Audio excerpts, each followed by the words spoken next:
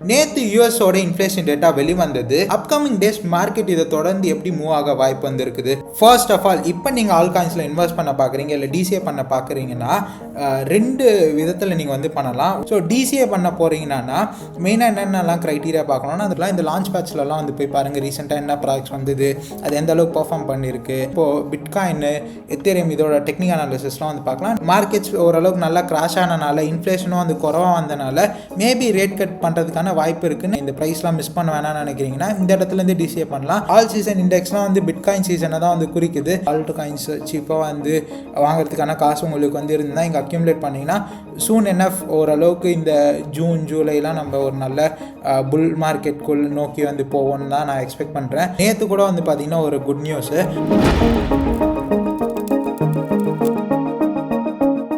Hello friends, this Ajith. Welcome to crypto knowledge Tamil. நேற்று யூஎஸோட inflation data வெளிவந்தது.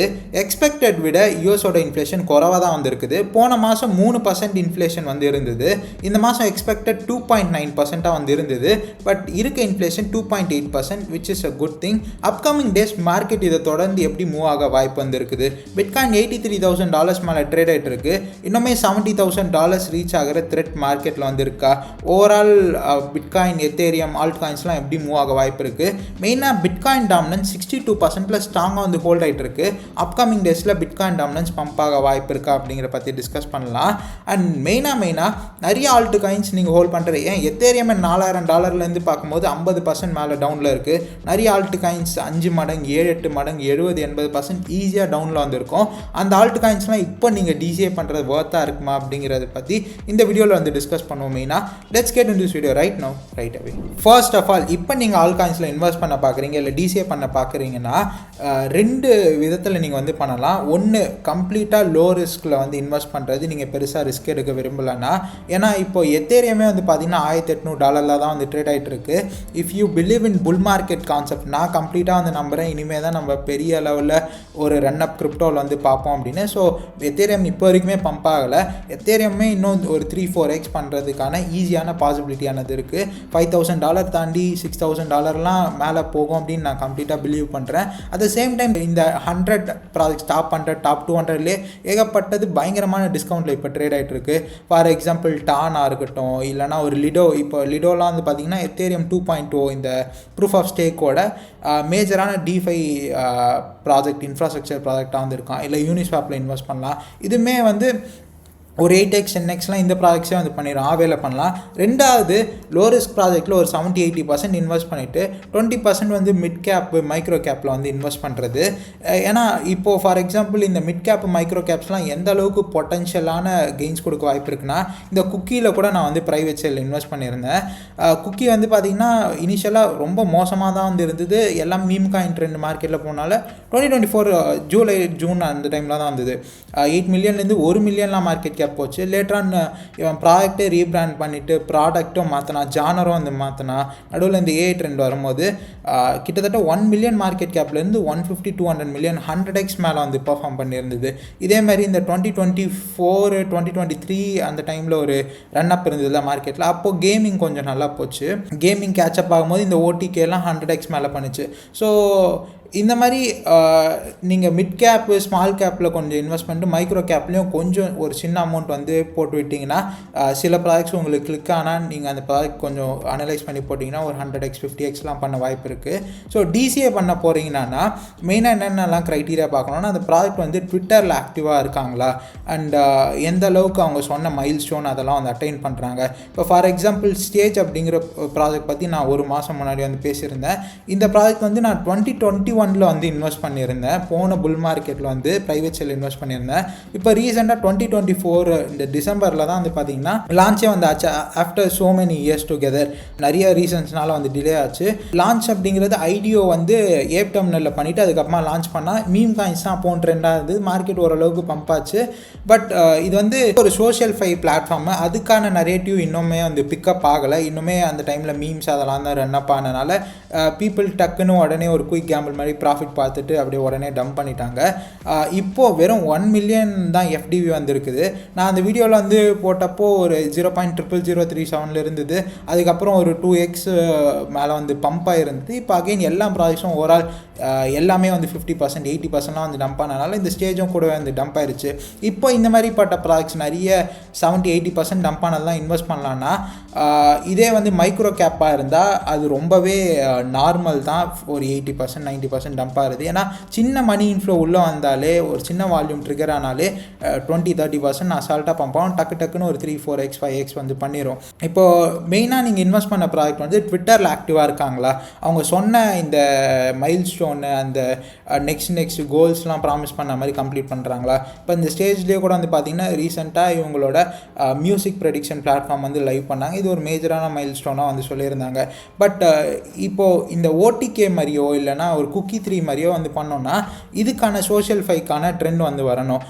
பட் அந்த ட்ரெண்ட் வரலைன்னா மேபி இது வந்து ஒரு 10x 20x ஒரு 30x அப்படின்னு வந்து புல் பண்ணலாம். சின்ன அமௌண்ட் இன்வெஸ்ட் பண்ணிவிட்டு ஒரு 5x 10x போனதும் இனிஷியல் எடுத்துகிட்டு மீதி அமௌண்ட்டு நீங்கள் அப்படியே விட்டுட்டு கூட இது எந்த அளவுக்கு போகுது அப்படின்னு வந்து விட்டு பார்க்கலாம்.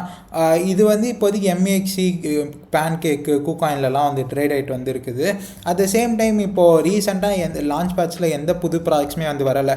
அண்ட் லாஸ்ட்டாக வந்து ஒரு சில ப்ராஜெக்ட்ஸ் வந்து பார்த்திங்கன்னா பெரிய டம்பில் தான் வந்துருக்கும். அதில் எந்த ப்ராஜெக்ட்ஸ்லாம் வந்து வர்த்தாக வந்துருக்கு, எது நல்ல நரேட்டிவ் சேர்ந்துருக்கு, எது நல்ல டம்பில் இருக்கோ அதை நீங்கள் செக் பண்ணிட்டு வந்து மேபி இன்ட்ரெஸ்ட் இருந்தால் அதை நீங்கள் பை பண்ணிக்கலாம். இந்த லான்ச் பேட்ச்லலாம் வந்து போய் பாருங்கள் ரீசெண்டாக என்ன ப்ராஜெக்ட்ஸ் வந்தது, அது எந்த அளவுக்கு பர்ஃபார்ம் பண்ணியிருக்கு, பப்ளிக் சேல் ப்ரைஸ்லேருந்து எந்த அளவுக்கு விழுந்திருக்குன்னு பார்த்து நீங்கள் ஓரளவுக்கு ஃபில்டர் அவுட் பண்ணிவிட்டு பை பண்ணலாம்.